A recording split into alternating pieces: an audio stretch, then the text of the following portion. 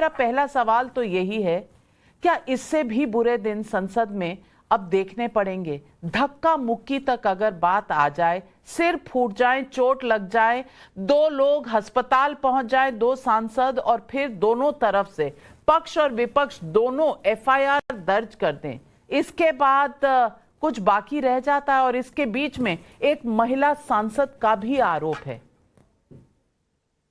पहली बात तो ये कि ये आपके टीवी चैनल की जिम्मेदारी है। जिस तरह से आप अपनी बात शुरू कर रही हैं कि 3 विपक्ष, 1 सत्ता पक्ष, आपको 1 सत्ता पक्ष और 1 विपक्ष बैठाना चाहिए था, क्योंकि जाहिर सी बात है कि आप ये फिर आपके हिसाब से तो ये आप नाइंसाफी करेंगे सुधांशु के साथ। 3 लोग विपक्ष के बोलेंगे और वो अकेले बोलेंगे, तो ये आपके चैनल की जिम्मेदारी है। आपको ये काम ठीक करना चाहिए था कि 1 सत्ता पक्ष आप रखती हैं और 1 विपक्ष रखती। फिलहाल आपने जो सवाल पूछा है उसका जवाब मैं जरूर देना चाहूंगा। इससे बुरा दिन वाकई इस देश की संसद को नहीं देखना पड़ेगा कि जब भारत के गृह मंत्री बाबा साहब डॉक्टर भीमराव अंबेडकर, जिन्होंने भारत का संविधान लिखा, जिनकी पूजा होती है घर घर में, देश के वंचित, दलित, शोषित आदिवासियों के घर में करोड़ों लोग उनको अपना भगवान मानते हैं, आज ऐसे अंबेडकर का अपमान देश की संसद में हुआ। मेरे ख्याल से ऐसा दिन इस देश में आएगा, इसके बारे में कभी नहीं सोचा गया होगा। 75 साल जब संविधान के पूरे हो गए, भारत का वो संविधान जो सबको बराबरी का अधिकार देता है, भारत का वो संविधान जो सबको सीना चौड़ा करके सर उठा के जीने का हक देता है, भारत का वो संविधान जिसने समाज के वंचित वर्ग को आरक्षण की व्यवस्था दी, शिक्षा में समान अधिकार की बात की, आज उस संविधान के निर्माता बाबा साहब को सदन के अंदर देश के गृह मंत्री मजाक उड़ाते हैं उनका, कहते हैं अंबेडकर अंबेडकर अंबेडकर कहने का फैशन हो गया।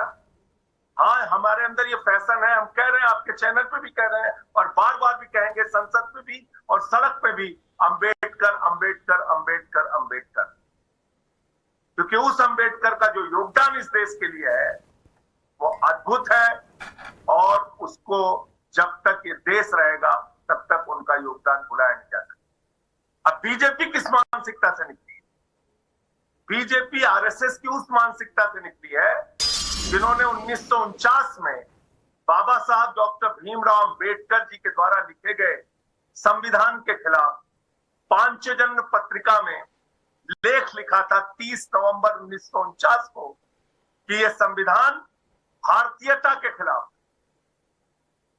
और जब उस संविधान को लेकर रामलीला मैदान में विरोध प्रदर्शन हुआ 11 दिसंबर 1949 में, तो बाबा साहब डॉक्टर भीमराव अंबेडकर के पुतले जलाए गए पूरे देश में, उनकी शव यात्रा निकाली गई आरएसएस के द्वारा। चलिए, ये मानसिकता से, उसी मानसिकता से बीजेपी निकली है और वो घृणा आज भी बीजेपी के मन में है, जो वो दूर नहीं कर पा रहे हैं।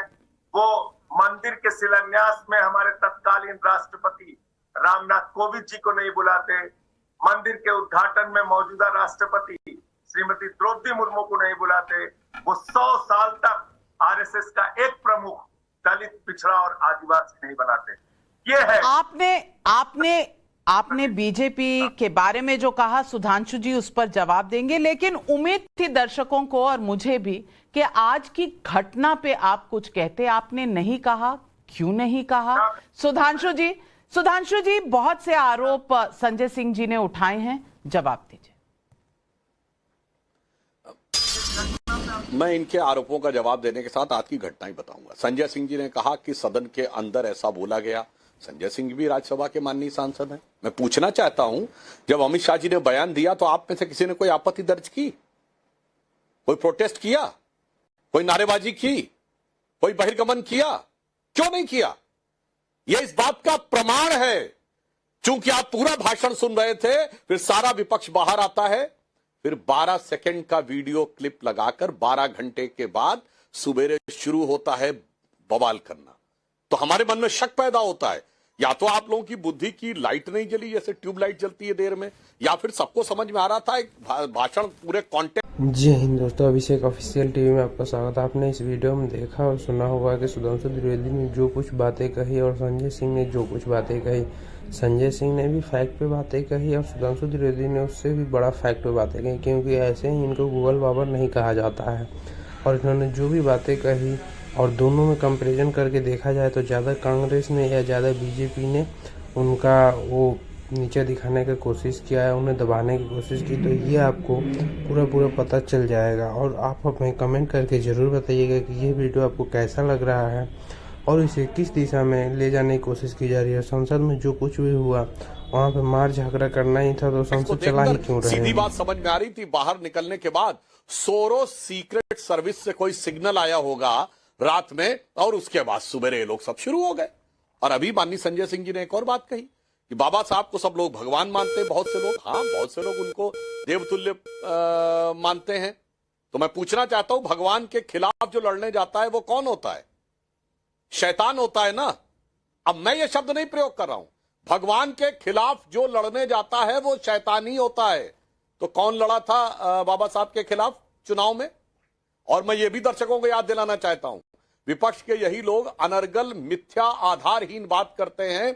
मैं तथ्यों के आधार पर बोलना चाहता हूं। बाबा साहब का चुनाव north Mumbai Bombay city constituency से 3 जनवरी 1952 को हुआ और 14,000 मतों से वो हारे। 74,000 वोट इनवैलिड किए गए। बाबा साहब ने कहा कि ही वॉज शॉक्ड और उन्होंने रिट पिटीशन दायर की कि चुनाव को निरस्त किया जाए। 24 अप्रैल 1952 को भारत के चुनाव की पहली धांधली। पहले तो जवाहरलाल नेहरू जी उनको हराने के लिए चुनाव प्रचार करने गए। मैं पूछना चाहता हूं, 1952 में इतनी कम थी संसाधन आने जाने के, कितनी कॉन्स्टिट्यूएंसीज में गए थे नेहरू जी? तो बाबा साहब कॉन्स्टिट्यूएंसी में गए। भारत के इतिहास की पहली चुनावी धांधली के शिकार बाबा साहब हुए और अंबेडकर जी की हार पर प्रसन्नता व्यक्त करते हुए नेहरू जी का लेटर है। मैं सारे विपक्षी सांसदों से कहता हूं, सुनिए। 16 जनवरी 1952 एडविना माउंटबेटन को लखनऊ से बैठकर लिखा है। सोर्स है selected works of Jawaharlal Nehru series 2 volume 17 page 35 से 37। वो लिखते हैं कि our success in the Bombay city and the Bombay province is been great and Ambedkar has been dropped out. Ambedkar हार गए हैं, इस बात की बहुत खुशी है। और आगे वो लिखते हैं कि सोशलिस्ट पार्टी है join hands with Ambedkar party so they have lost their repute. यानी अगर अंबेडकर जी की पार्टी से किसी ने हाथ मिला लिया तो उसकी प्रतिष्ठा खत्म हो गई। और आगे लिखते हैं अंबेडकर है join hands with Hindu communal forces, यानी जो हमारे ऊपर आरोप लगाते हैं। ये तो मैंने दोस्तों, आप अगर यहाँ तक आए हैं तो आपको हमें उम्मीद है कि ये वीडियो अच्छा लगा होगा। आपसे एक रिक्वेस्ट रहेगी कि आप हमारे चैनल पर पहली बार आए तो चैनल को सब्सक्राइब करके वीडियो को लाइक कर दीजिएगा और बेल आइकन घंटी को दबाना मत भूलिएगा, ताकि ऐसी वीडियो आपको हमेशा मिलती रहे। आपसे एक और रिक्वेस्ट रहेगी कि आप अपने फ्रेंड सर्किल में इस वीडियो को जरूर शेयर कीजिएगा, ताकि वो भी इस वीडियो का आनंद उठा सके। और अंत में आपसे बोलना चाहूँगा कि आपने इस वीडियो में जो कुछ भी देखा हो, दोस्तों इस डिबेट को टीवी 99 टाइम्स 99 भारत के स्टूडियो में रिकॉर्ड किया गया था। नाविका कुमारी चीफ एडिटर हैं और यहाँ आए हुए लोग थे सुधांशु द्विवेदी जी बीजेपी से, संजय सिंह जी आम आदमी पार्टी से। तो उन्होंने अपनी अपनी बातें रखी।